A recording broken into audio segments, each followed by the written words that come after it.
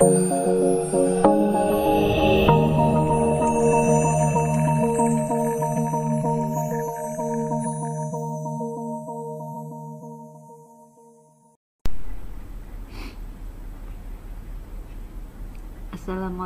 warahmatullahi wabarakatuh. Pada kali ini saya akan melanjutkan materi mata kuliah Sistem Enterprise ya.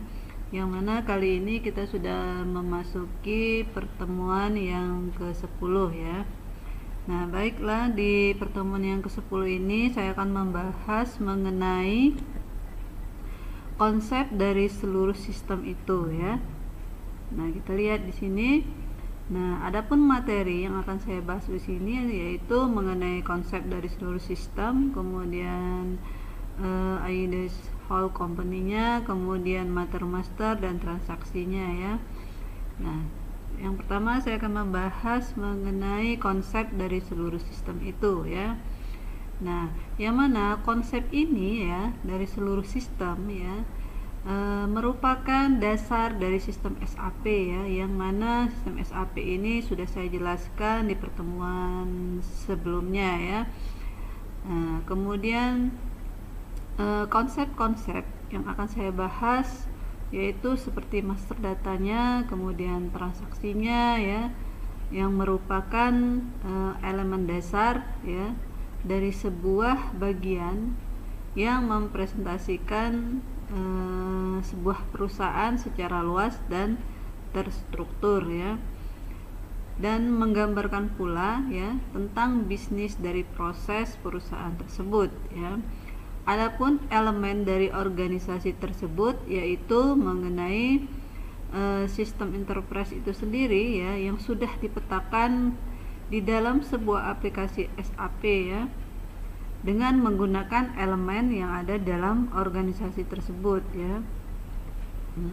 Master data ya, kita bahas apa sih master data itu ya. Master data yaitu di dalam sebuah aplikasi ya,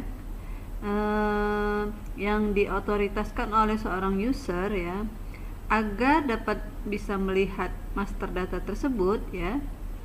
Master data itu memiliki aspek ya, aspek dari organisasi ya, karena di dalam informasi ya disusun di dalam sebuah tampilan yang dapat diakses oleh elemen dari organisasi tersebut ya. Kemudian apa sih transaksi itu ya?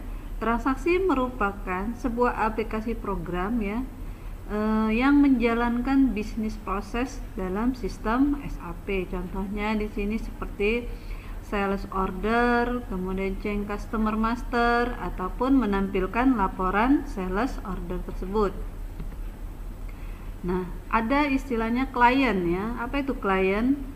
Klien merupakan elemen level yang paling atas ya dalam sebuah organisasi, yang mana menjelaskan tentang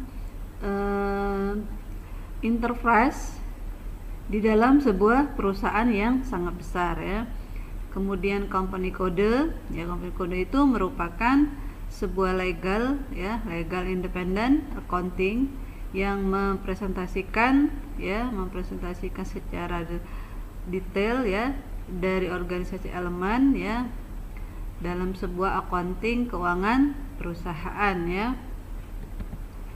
Dan juga menampilkan juga ya secara bulanan ya, secara bulanan ya, tampilan bulanan yang sudah dicantumkan sebuah kalender ya bagi perusahaan asing yang membuka cabang ya, yang membuka cabang di negara lain ya, serta nilai mata uang dari negara tempat perusahaan itu yang mana membuka cabang.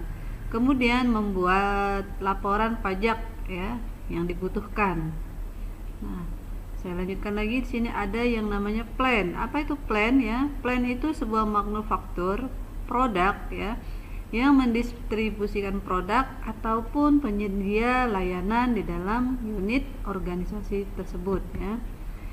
Ada istilahnya storage location ya. Apa sih storage location? Yaitu stok bahan ya dalam sebuah manajemen inventory, yang dimana dari sebuah pen saja ya, dari pen saja itu, melainkan sebuah plan ya yang dikelompokkan dalam storage yang diletakkan pada storage location ya.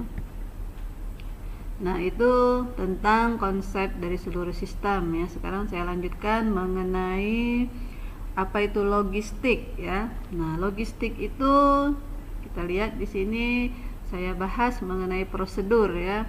Procurement ataupun sales order management kita bahas.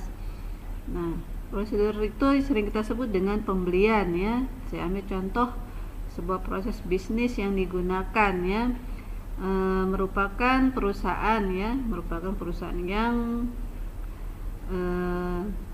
berjalan, yang menggunakan sesuai dengan MySAP ya. Yang dibutuhkan adalah bahan baku untuk memproses produksinya, yang mana bahan baku yang diadakan secara langsung untuk persediaan ya.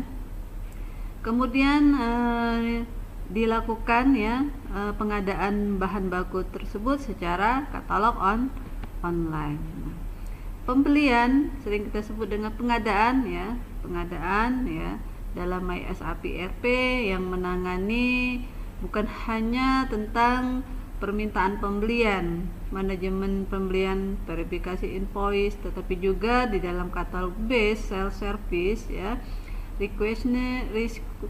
requisitioning adalah untuk memelihara perbaikan dan operasi yang sering kita sebut MRO ya, bahan baku dan service. Kemudian di dalam pembelian juga ada istilahnya katalog integrasi ya. Katalog integrasi ini memperluas untuk pemeliharaan operasional dan manajemen proyek. Nah, di dalam pengadaan prosedur ya MySAP, yaitu MySAP ERP ini memperbaiki proses pengadaan dalam memfasilitasi plan, drive, dan pembelian ya. Kemudian mendukung juga macam-macam dari optimasi dengan menyetujui katalog per individu dari material service. Nah, dasar dari pengadaan prosedur yaitu yang pertama adalah ada tahapan-tahapannya. Yang pertama adalah penentuan persyaratan, penentuan sumber, kemudian vendor, pembuatan pemesanan pembelian, dan tindak lanjut dari pemesanan pembelian ya. Adapun persyaratannya yaitu yang dibutuhkan adalah material ya, dalam menggunakan ataupun perencanaan dari material dan kontrol. Kemudian penentuan sumber.